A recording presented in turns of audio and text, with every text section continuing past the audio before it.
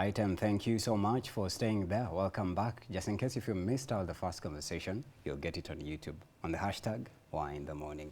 Now, in this last conversation, we're delving into matters cervical cancer awareness month. Literally, the whole month of January is all about that. And then I'm going to introduce my guest experts as well who are with me in the studio. But I want you to react onto our question that we've shared on X as well as Instagram. We're asking you as well because you're talking about care and awareness as well as treatment and much more. So today, if I find time, I promise I'll sample all the feedback, but if not, we'll do it off the air at Y254 channel and at Brian Sakona 1. Now, in this conversation, we're going to delve into taking care of cancer patients, but specifically cervical cancer. And I'll be speaking to Monica Kambo. She's a clinical officer, worked in inpatient and outpatients for, as well as for medical wellness companies, not media, medical wellness companies. Alongside Wairimu Wambui, she's also a nurse, currently a midwife offering home care services. Now, before I get to them, the European Center for Disease Prevention and Control, that is the CDPC, says that in 2020, there's a research they did in 2022, and they're saying they discovered up to 33,000, not 300, 33,000 women were diagnosed with cervical cancer resulting from human papillomavirus, and that resulted again to 15,000 deaths. And they're saying it's manageable, it can be prevented through vaccination. It mostly affects women between ages of 15 to 14, that is according to the CDPC. But when you look at what's happening right here in Kenya in terms of treatment, healthcare, now you can plug in the SHE and the SHA. How is it catering for such patients? But then the conversation as well should be on awareness, and that's why I believe it's very important to engage Monica and Wairimu. Good morning to you both. Good morning to you, Brian. Right, I love the good morning together like a chorus. Yeah? So let me go to you, Wairimu. Yeah. When we start to converse about, because you're a nurse, yeah? When you start to converse about cervical cancer awareness, where do we begin, especially right here in Kenya, locally? Do we begin from, let's say, start spreading or having conversations and educating young women about, the need for them to go for checkup? Or do we start from a point of, first of all, let's have a conversation in a classroom setting, like general conversation, and then thereafter maybe you can go and for screening or for checkup, in other words, still. Okay, thank you so much. We start the conversation because every woman is at risk, especially the young people. And as the age progresses, there's more risk of getting the cervical cancer. But it starts with lesions that are treatable. So if we start the conversation early, the earlier the better. That is as early as 10 years. That is girls, as early as 10 years, we start having the conversation. And where are we having this conversation? Like the most appropriate place to have this conversation is especially in schools. Yes. Yes. And in the households. And in the households, yeah. So that now we can start curbing it early. Yeah. And because that comes exposure to information. Yeah, yes, please go ahead. Exposure to information helps you too. Yeah. Yes.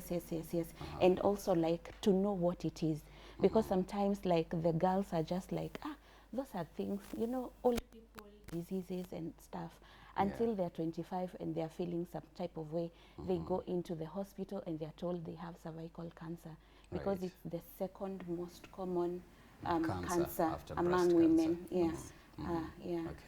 Really interesting. Still on you, when you look at our households right here in Kenya and the way we are structured as well, there's usually that, I don't know if it's an awkward moment or maybe it's ignorance or it's fear as well from our parents. So, even I remember, I think it was one of my cousins when she first had her menses. In fact, instead of speaking to the mom, she was speaking to the dad. So I think maybe it also comes with the relationship you have with your guardian. So how can we make it more easier? Like when you're going through something, you mentioned lesions as part of the first symptoms here. How do you make this girl comfortable so that she can share it with now dad and mom, and then later on we can find out what is it? Can we go to a doctor for a checkup? Yeah, so I think this uncomfortability comes from our African traditions where children have to be seen and not to be heard. But now, thankfully, things are changing. Like if I can become personal, I have a 6-year-old. Right. And this is a girl who is getting to 10 years old. Now we're starting to have conversation around her sexuality, what is cervical cancer, her menses. Right. Like the mentality needs to change all around. Yeah. And we start having these conversations. Of course, you're not explaining to a 6-year-old like big terms that they cannot relate to, like bring the information down to something they can like understand. Like explain to me like I'm a 5-year-old, you know, the way we say it. Yes. We even say it. I find it where it's difficult for parents to have even conversations, even with boys about, you know, their body, like it's so hard. Like for example, like let me just be personal. Like with my 6-year-old, in my introduction he said I'm a midwife. I'm a nurse practicing currently as a midwife. But so far, like we have watched a birth video together with my daughter. Like she knows her private parts. I've not yet introduced the language. She knows like the actual names, like the vagina, the breast, her you know, like everything that pertains a woman's body. Yes, but you know, like it's not for her to go, like, but I have given her autonomy, like she can mention it to her friends. Because if she doesn't, you know, this, now we're in Gen Alpha. If you don't give them information, they will get it. Like in this day and age of information, they will definitely get it. And they'll come and ask you, Mom, what is a vagina? And you're like, Mom, where did I come from? And you're like, to be kununua kwa supermarket, you know, that's what most African parents say. Actually, the conversation came from like, Mom, where did my brother come from? Like, and what was the response though? What was the response? I saw your tummy. Of course, she knew, like she saw the tummy, and I explained. Soon she'll have a sibling. So she knew the brother came from the tummy. So how now translate from the tummy? Now I can see, like, did you actually poop? Because now that is what, because they know if you have something in the tummy, you actually you go to the loo, you go to the toilet. So did you? Yeah. So now, like explaining to you, like you're a 5-year-old, like I went to the doctor, and your brother came through my vagina. And the rest is history now. It's here. But I think I like that, just giving information to young minds at an early age. And you've mentioned the word autonomy. They feel secure and they have a connection with you. So there's no like hiding stuff the way some of us grew. And if they ever have anything to ask, you'll be the first person they ask. And now if we create that kind of relationship, especially in our households, that will mean it will translate to us now giving information about such kind of things. And now that brings to HPV vaccinations, because they are given early from 10 years old. I don't know if you can remind me, is it 10 or 9? 9, yes. From 9-year-old. So by the time now they get to 9-year-old, you start having the conversation of there's these vaccinations. Medics will come to your school. This is the reason they're giving you the medication. It is preventing a cervical cancer. What is a cervix? Like, how does all this happen? Now you see, if you had started having the conversation around their sexual organs, it will be so easy now. It gives them confidence to actually pursue it further. Interesting sentiments right there. Let me jump to Monica. In Kenya, and from your interactions as well as a practitioner, maybe what are some of the things that you've noticed? Because I understand the whole entire month of January is all about cancer awareness, specifically cervical cancer. I don't know, from the patients you meet, most of them that come for treatment, maybe the ones that you've taken care of as well because you're a clinician, do they come while it has already escalated to a point that maybe it's untreatable?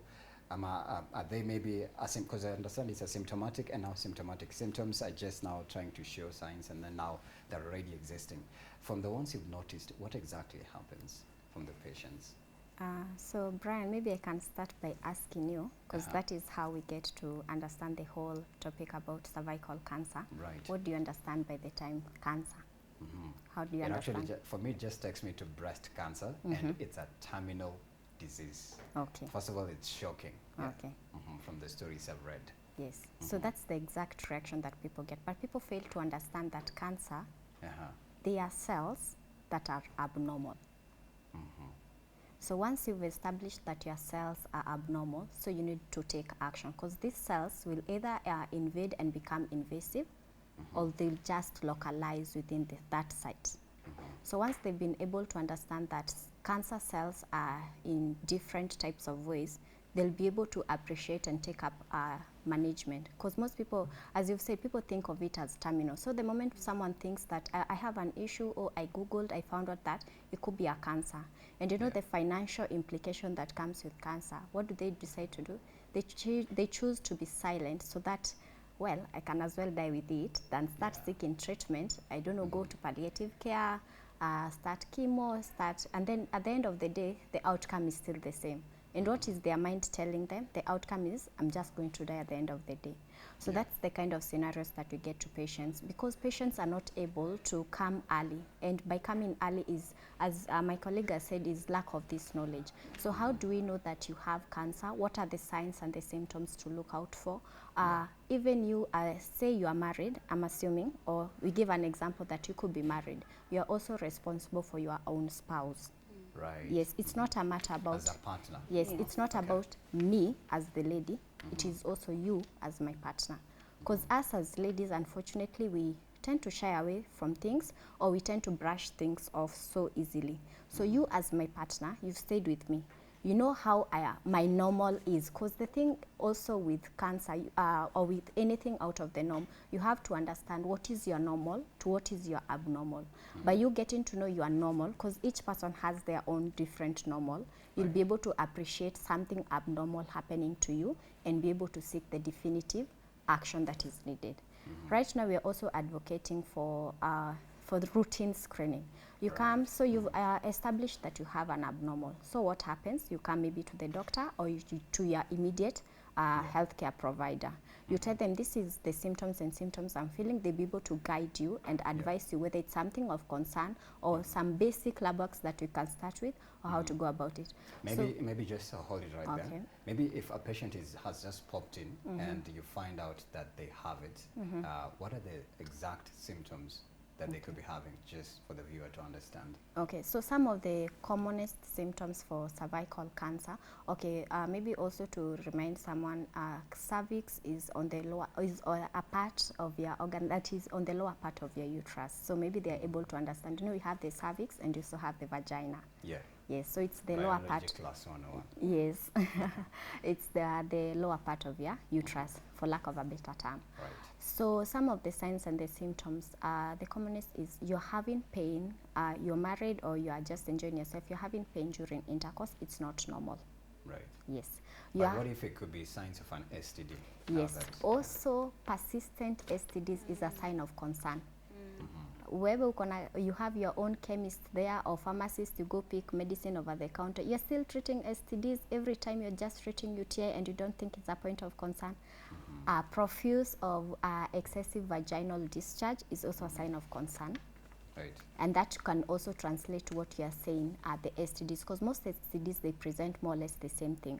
Also, you could be having the pelvic pains, the persistent pelvic pains, because if you're having, you see where the uterus is around the pelvic region. And if there's a growth or a mass, you'll be liable to be getting the persistent pelvic pains. Not the lower back pain or anything, just persistent pelvic pains. In some cases, we said they'll be having irregular menses, bleeding during intercourse, during their menses, or heavy bleedings. Yeah, those are signs, those are some of the signs or in cases whereby in our elderly, say mothers or our grandmothers, they are already in their menopause, where they having bleeding. And we think it's normal. You're not supposed to be having bleeding after your menopause.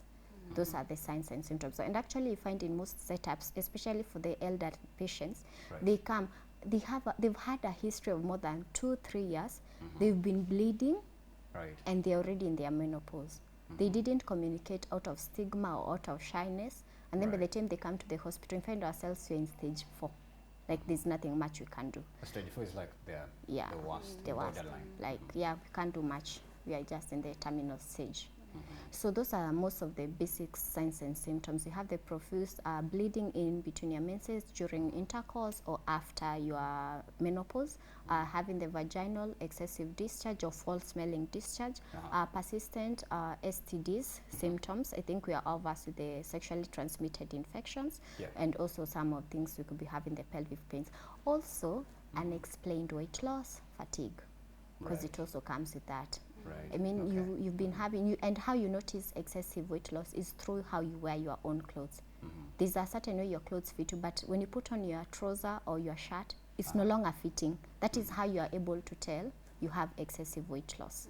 Right. Yes. And it's resulting as a result of symptoms of cervical cancer. But what I've picked up from all these symptoms you've mentioned is that most of them are borderline. Like if it's a UTI, it's beyond a UTI. If it's an STD, it's, you know. Now, maybe for our patients, so what are some of the, I'd say, tests that you conduct on them to ascertain this, if you were to explain to someone who's watching, when a patient just checks in and they want to maybe to be, because I understand maybe as well you can mention if you've ever met patients that have just come, maybe they are suspecting that they have it, and those that didn't know, and you had to shock them that, I know you guys, you have a way of giving results in a very warmly way and motherly way and loving, but it's the worst, but you're like, this is what it is. Please take us to that. Okay, maybe we can start by appreciating our government. They've made these things free to us. People don't know, but they are free. Even if you go to your local health center, especially for ladies when they go for their family planning services, they are normally told of the different types of family planning. One of them is the IUD insertion, the one that it is normally put, I think people are versed with it as the copper or coil. So before insertion, there's a procedure that is normally done. They do a cervical screening. That is the first step of screening for cancer. And it's normally done, it's a free service, it's normally done in any health government facility. Yes. Meaning at KNH, it's the Kenyatta. Leave alone the big facility. How about we start with dispensary? It is there. In the villages, yes. Because cervical screening is done using two methods. They do visual inspection using acetic or lugal iodine, what you call the via or villi. Yes. Visual inspection, where like you just observe the patient, right? Yeah. Okay. There's okay. I don't want to go into the technicalities. They don't use anything extreme. It's just it's just inspection like of the cervix. Yes. Yes. The way my boys will tell you. But okay, of course it involves speculums and some medical equipment here and there. But it's the most basic and the most effective way, and the most efficient in terms of cost-wise. It's very cost-friendly because it's not even normally charged. It's offered free. It's free. Yes. You mentioned the other one, the iodine what? Yes, so it's usually stroked. You can do the via alone, or they can combine the via and the villi. Yes. Okay. So that is on the cancer screening. That is the first step that they normally do. So we do the cancer screening. You can either do it using the via, or in some advanced places where they are able, they do what we call the pap smear. I think people are more versed with the term pap smear. Yeah. Yes. Why is it common, by the way, the terminology pap smear? Is it also done on pregnant mothers? Yes, but there's a but. In the first trimester, they do it, but of course with the guidance of a gynecologist. Because you know we are dealing with pregnancy. Each pregnancy is different. So after the first trimester, it's not recommended, but it's not in all cases that you can be able to do it in the first trimesters. Yeah. Yes. So I think there are some here things that you have to confirm and ascertain if it's safe. But in the first trimester they can do, but after that it's a no. But of course in the first trimester for some you have to be in consultation with the gynecologist to see how safe it is for that pregnant mother. Right. Yes. And I'd love to come to you after I get to Wairimu. Maybe you can take us through the process of treatment as well, and maybe what do these young girls need to do so that they come in early? Maybe is there things that we need to do on ground, but let me just jump to you, Wairimu.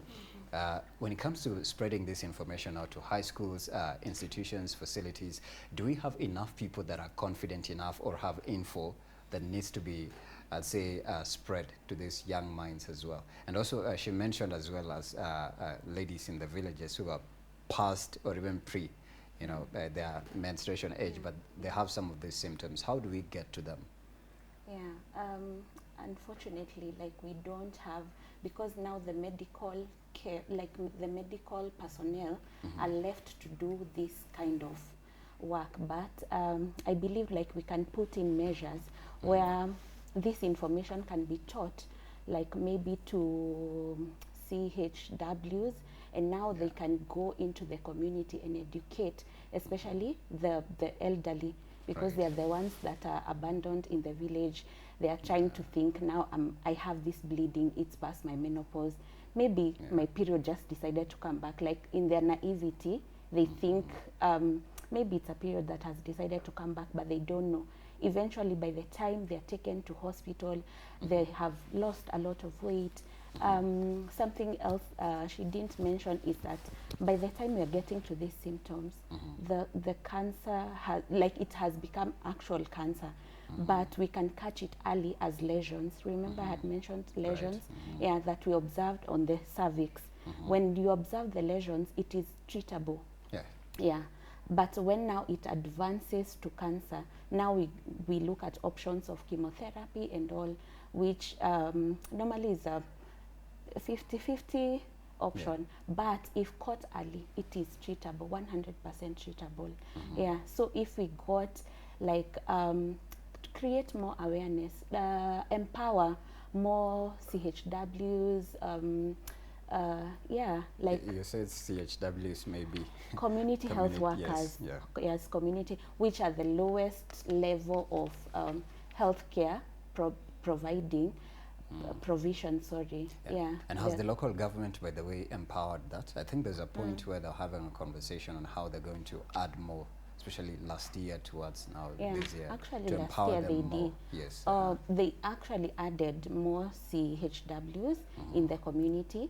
Now the empowering them is now where we need, like the government really needs to come in and be intentional, because these CHWs are in the community every day. Before I started doing my midwifery, I was working in a dispensary somewhere in Kambo County. Yeah, and we had CHWs where we could encounter a case, because now the dispensaries are the next level after the CHWs. So we would get a lot of cases from the community directly. So if we needed any contact, we would contact the CHWs. So they are the best placed people to be empowered with this information and take it to the community. When you look at our structure of society, now specifically the interiors, at least I'm 1000% this conversation is privy to. Maybe I could be just shallowly saying it, but somebody from Karen anaweza kuwa anajua hizi vitu tu, anaweza enda Google sema angalie, and then I check into a health facility. But in the interiors, you need first of all to even create that environment first and make it just secure and make this conversation consumable to this person. So I feel like that is missing in just in bid to create more awareness for that. So maybe what can we do so that we do more outreach to the interiors so that they have this conversation before they now start meeting people like Monica for treatment and assessment? Like I was saying, like the best placed people are because like they're in contact, like in their village, like they are placed in village in terms of villages. Like so in this village we have 1 or 2 community health workers, and they know 90 to 80% of the people living around there. So if like the government would really empower them, like with you see the way there is an outbreak, like there is really information that is thrown in the community. There are road shows that are done, there are materials stuck around all over the villages and all. Like if we would put the same emphasis to such cases, like now cervical cancer awareness, like it would really work. Like being there and seeing how the community health workers are involved in the lives of the villagers and translate them, because they are the ones actually who find like now the elderly, like they're just abandoned in the house, and bring them to hospital. Now they would be the best people to translate like the information from the medical hierarchy into the community, like to the lowest level. It's like you're translating what Monica does medically to now from the common MOH language to the that, doctors, nurses, down to the villager. Like every family has this information. And also like to remove stigma from such kind of conversations, because you start mentioning such kind of things and people start coiling in such a way, they're like, hey, is this a conversation that we are going to have? And especially men, like like my colleague was saying, like if men are involved, this actually I was to ask, how can we make men to be part of this awareness? And she had mentioned as a partner you're responsible for your partner. It actually starts with men as a father, and as a brother, as you know, like the head of the family. If men took this thing and ran with it, I'm very sure every family, every girl would have this information. Because if the father, you know, like what the father says goes. So if the father is like, I was in a baraza, because they go to the barazas, and this came up. Is it something you've had? And you see the conversation starts happening. And our girls, how can we talk to them about this kind of conversation? I'm trying to look at a typical African father, trying to, that one is an award-winning father. But maybe I could be wrong, because there's fathers who've been there for their daughters, and it's impressive. But let me come back to you, Monica. I'll come back to you still. Early treatment or early detection first. How is the process of treatment? Do you put them immediately on drugs? What happens? And then for example, now the almost said shoe, but the sha, because sometimes it comes in. Are there packages that are offering help to victims of suffering from cervical cancer? Okay, so the beauty about medicine, it's a multidisciplinary thing. Just because I've diagnosed or she has diagnosed the same thing, we are always integrated in a way. So what usually happens in the event we find abnormal results, because you know we can't say it's 100% cancerous unless you've had other confirmatory testing to confirm on the same.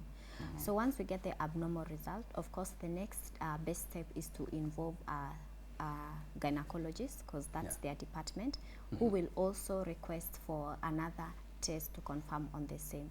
So depending on how the cells are, there are some treatment which are done at the start, and depending, there are different modes of treatment. You can have like cryotherapy. There are many other different treatments before going to the chemo, the radiation, the extensive, or the surgeries, because you know even it involves the surgeries, the radiation. Before even all those many steps, there are some other steps which manage the lesions, as she was talking about. But just a minute, sorry, to hold on, don't lose your train of thought. Is it different from breast cancer? Like the first symptoms of, maybe symptoms literally for breast cancer, are they totally different from cervical cancer if they are tested or detected? The symptoms? Yes. In a way, yes and no. Because for breast cancer, sometimes you might have a lump.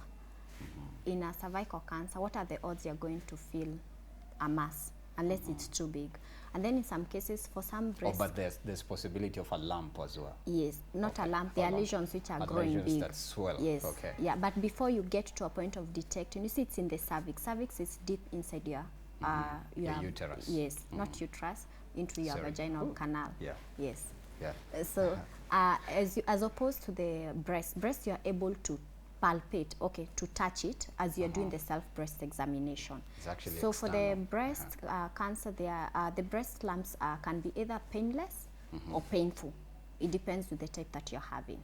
So that's why for breast cancer, it's easier to find them, because we always advocate for self-breast examination done by both the one who is affected, that is the lady, and also the partner. Are you aware, supposed also to be doing breast examination on your spouse? Yes, because most people who present to the facility having issues with their breasts, it's their partners who told them, what is here? We go check. The ladies don't take time to self-examine. That's interesting. Yes. That's interesting. Yes. Yes. So in terms of treatment, so once it's been established what level we are at in terms of the lesions or the cells, that's when it defines the next course of treatment. But it doesn't have to be extreme like what people think of the surgeries, or okay, I know of what people are waiting for me to say is removal of the uterus. Before going there, there are some many other steps, depending with what stage or level of detection it has been done at, and what level you are at the time of the detection. So before the surgery, there are some other different management plans. We don't run for the end goal before starting with what is needed at the moment. Yeah. Yes. Maybe what happens before, like before now it escalates through that. Of course, if there's an abnormality, most of the time the gynecologists take up the management plan from there and will determine the type of management they'll go with. For cervical cancer, they are classified. Okay, maybe I can just brush off. They are classified into 4 stages. You have the 0 and then stage 4. So for the 0, it's cancer in situ with the precancerous lesions. You see, for this one now, they will determine what mode of management they'll do. Maybe for stage 4, it's a bit, well, nothing much you can do, because at this level you find that metastasis has already happened, like spread has already happened to the other organs even. Yeah, so it's affecting like your whole lower entire part of and your abdomen. other parts of your body. Like the so liver. meaning it can even spread to the lungs. Yes, yes. Wow. Yes, yes. So that's what I'm saying, depending with the stage. I cannot say with 100% certainty, when you get a cervical cancer lesion, this is the management. No, it depends with what you are being diagnosed with at the moment. And then also, maybe to also highlight on the same, when you're doing the screening, it depends also. You see, for people with low immune system, their screening modality is more frequent. So say, for example, people who are HIV positive, because of their weakened immunity, they tend to, their risk factor is high. So their screening is normally risk factor done. to exposure or risk factor to being in a terminal stage? Risk factor to the exposure. Okay. Yes, because you can be HIV positive and not have cervical cancer.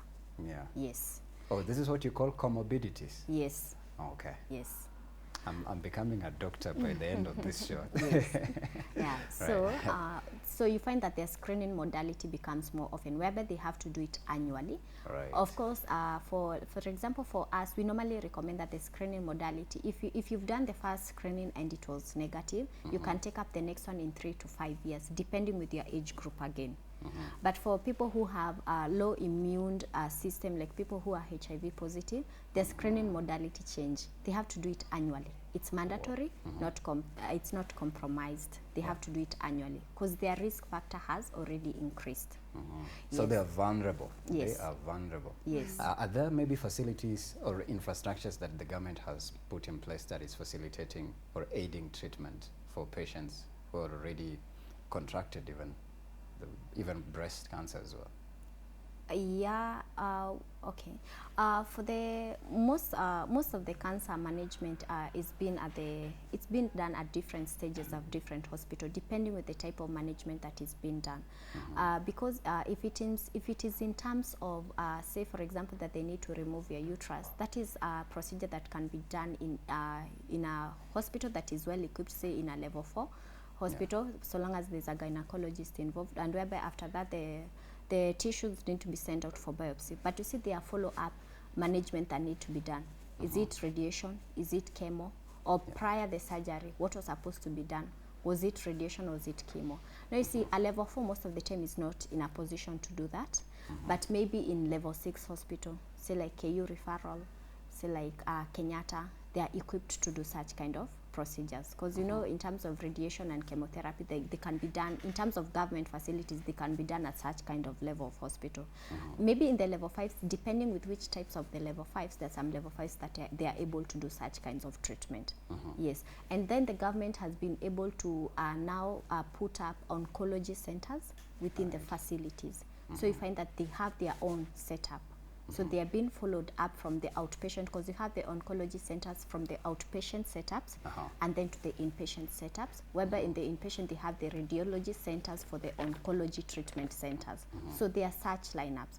So the thing is, people shouldn't shy away from saying that it's not possible. It's just that you have to seek help first. Once you've been able to establish something is wrong, you'll be able to be taken up through the next course of action. Right. And yes, the shisha, it's covering for those treatments. Right, because of course it might seem a bit tedious, but yeah, at the end of the day, it does cover for the chronic conditions. Yeah. Yes. It's working. Yes. That's what you say. Yes. SHA is working. Yes, I know of someone who told me that for her, she's a cancer patient. For her, shisha is good for her because it's working. Right. Like she's not waiting for the 3 days I don't know how for many, the approval. Yeah, yes, for her. That was for her. She was saying it was working for her. So it's different sentiments from different patients. Yes, it's a different sentiment. So there's from those it's people. working, there's those it's not. Yes. So I think it's a work in progress because it's already been implemented. I mean, there's nothing much you can do. But eventually you see it working, right? Yes. Since it's already been implemented, I think there are just those measures that need to be put up so that they can ensure that it is working fully for everyone.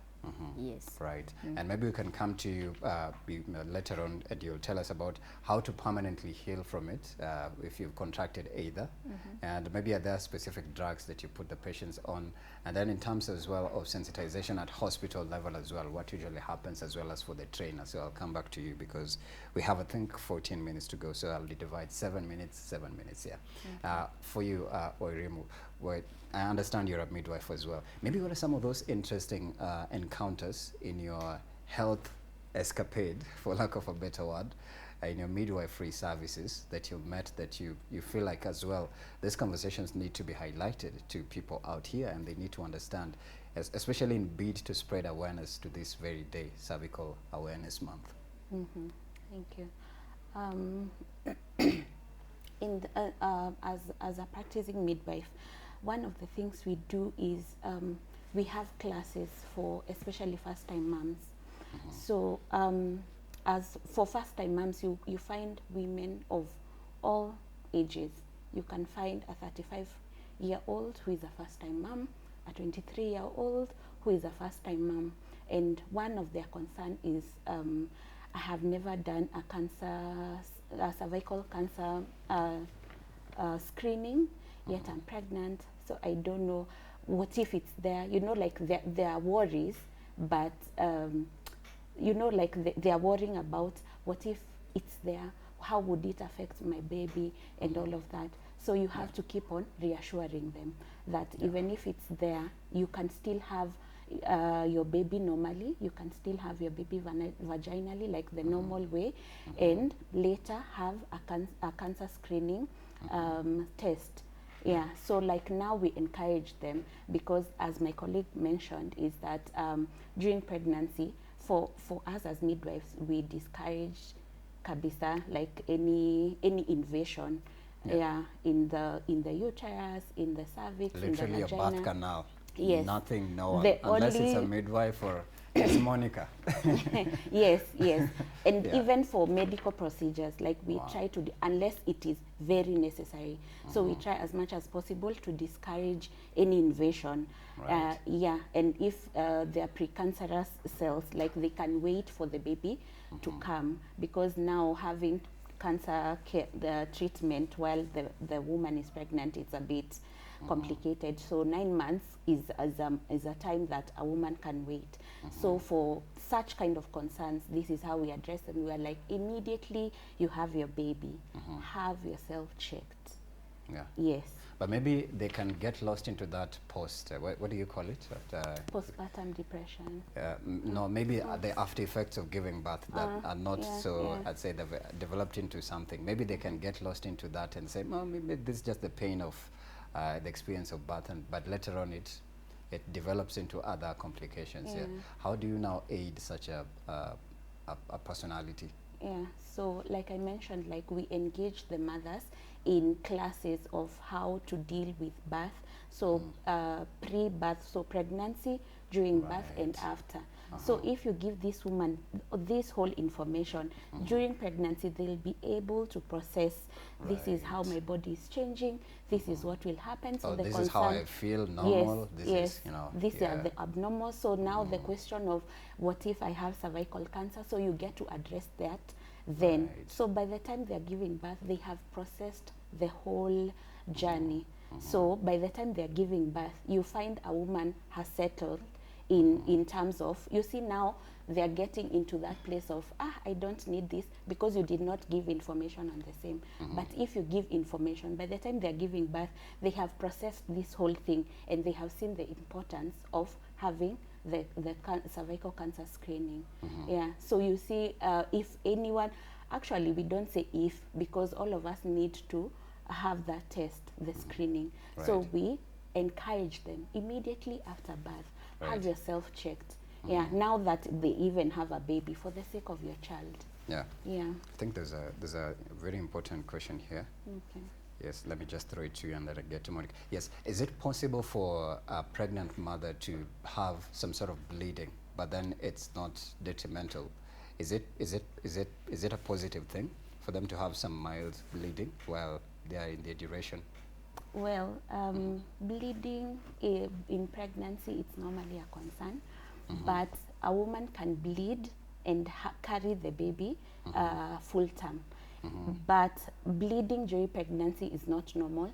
So immediately they notice there's a bleeding, they should see their healthcare provider immediate, like with immediate effect. I think maybe it's a discharge, having some sort of discharge, discharge, maybe bleeding was extreme. Whether pregnant or not, if you notice anything, like my colleague said, anything out of the norm, like I know my discharge during the month, this is how they change. If you notice anything out of the normal, you're supposed to see a healthcare provider. Whether bleeding, especially bleeding in between periods if you're not pregnant, and if you're pregnant, you're not supposed to bleed at all. So immediately you see any bleeding, any type of abnormal discharge, you're supposed to see a healthcare provider, so that they, from there, they can see what tests to do.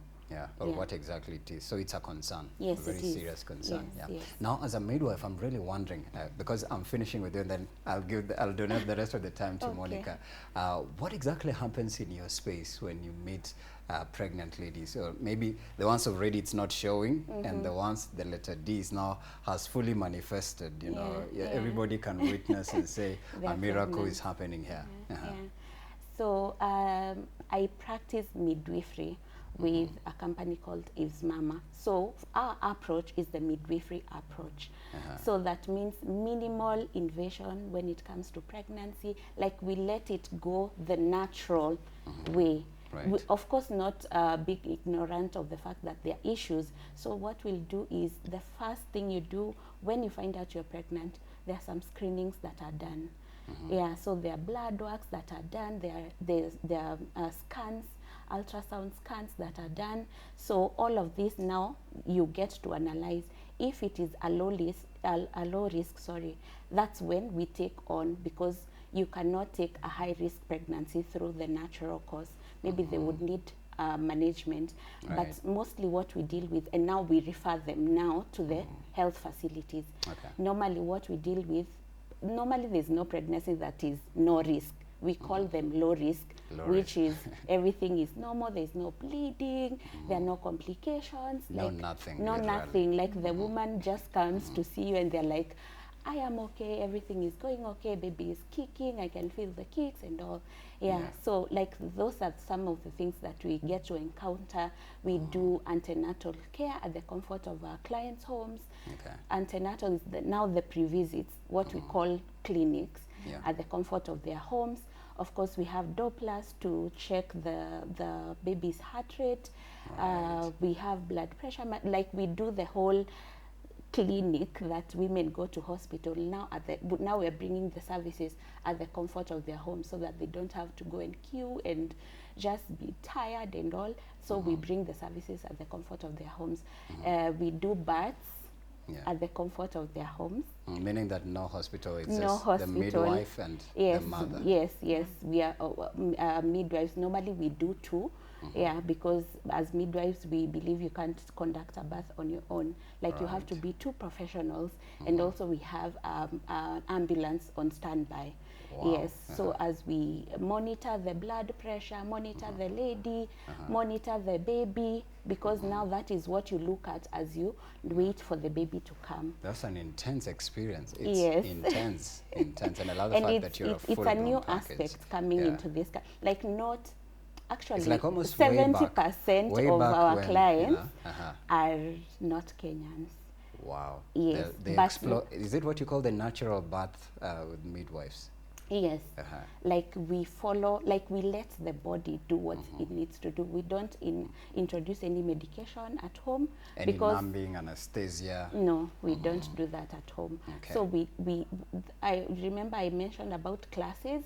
So we do the classes to tell the woman, when this happens, this is what your body is going through. So trust your body to go through the whole process. So cap it there. We'll come back to you and you'll give more details how they can seek help. But I think Monica had asked you, is it possible to cure a patient who's already suffering from maybe stage 3, or maybe now let's say middle, wako hapo katikati, they are caught between life and being served? Yeah, is it possible to cure them, and how do you cure them? And then lastly, maybe any other thing that I'll not be able to plug in, especially when it comes to now treatment and helping the patients, and how the government as well can help in, especially now that we're heading, I don't know if this year they have say campaigns that are going to, you know, advocate and have people like you as well come into such platforms here. Okay, so well, I don't want to say cure, stage 3, stage 2, depends. Again, you say we have different staging. So it's all based on at what stage we were able to diagnose. That is the first step. What maybe we can say, depending on the stage that we are in, what are we able to control? Because if we are in the later stages, what we are able to control is spread, and we are able to contain whatever growth that is happening at that moment to be contained, and be able to kill those abnormal cells and prevent new formation of abnormal cells. Maybe that's how I can explain it. But I want to say like you cure it, because if it's in terms of curing it, then the next best thing, if the stage is more advanced than more than a stage 1, then they might recommend for you to do the total hysterectomy, which involves doing what? Removal of uterus. Sometimes they may not do the removal of the uterus. They can just do the removal of it depends on the type of staging. So we don't want to say that in 100% certainty you can cure. Yes, you can cure, and no, you cannot cure. So it depends on the stage you are in. What we say is it's treatable, and whatever stage that you are in, we are able to take up the mantle and be able to determine what is the next best management for you. Of course, the goal of when you have cancer, the goal is to improve your quality of life. That is the goal, improving the quality of life. And also, I've forgotten that aspect you had told me about the government. Yeah, the government plugging in to bring more awareness, especially for the year 2025, especially in hospital, in a health care facility level. Yeah. Okay. Of course, the government is always trying to do the awareness, but I think what people are more versed with is the breast cancer, because I think it's always a whole thing. The October thing is more. Actually, most conversations here usually have been breast, all about breast. Yes. But when we are also incorporating this activity, because you see, like in the month of January, it's for cervical cancer awareness. So I think it streams down to us as the healthcare providers. At the point of care, when we are interacting with our patients, we have to get to understand between, have you done your annual medical checkup? Right. Yes or no? What is the reason you've not done? When was the last time you were able to do at least a pap smear, or was it a cervical cancer screening? So that you're able to advise and recommend and schedule for an appointment, so that you're able to do a follow-up on the same. And also another thing maybe we forgot to mention is that there are risk factors. Of course, most of us are versed with the risk factors that are contributing to the cervical cancer screening.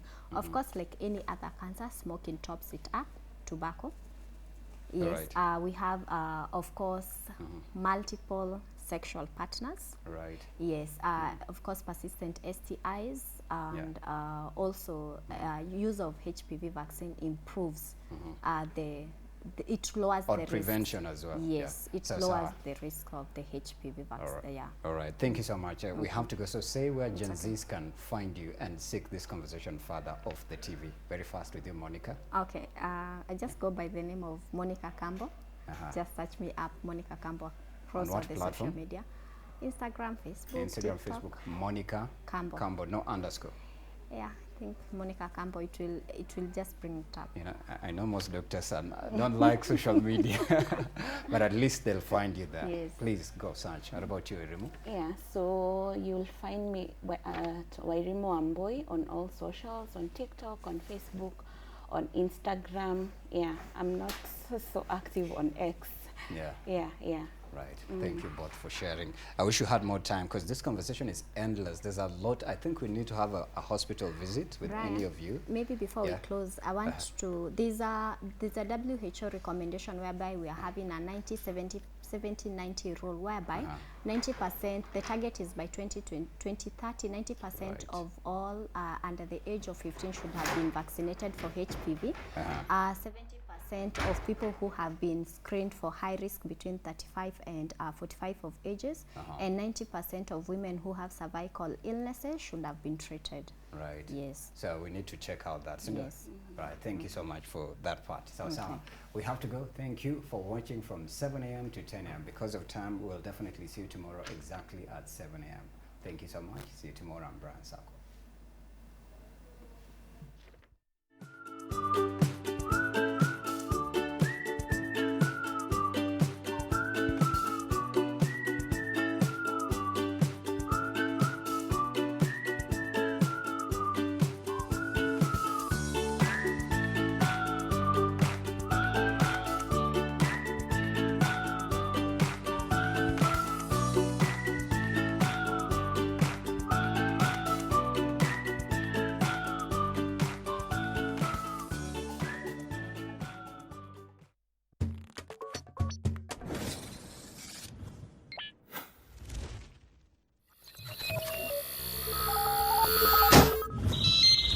Y254.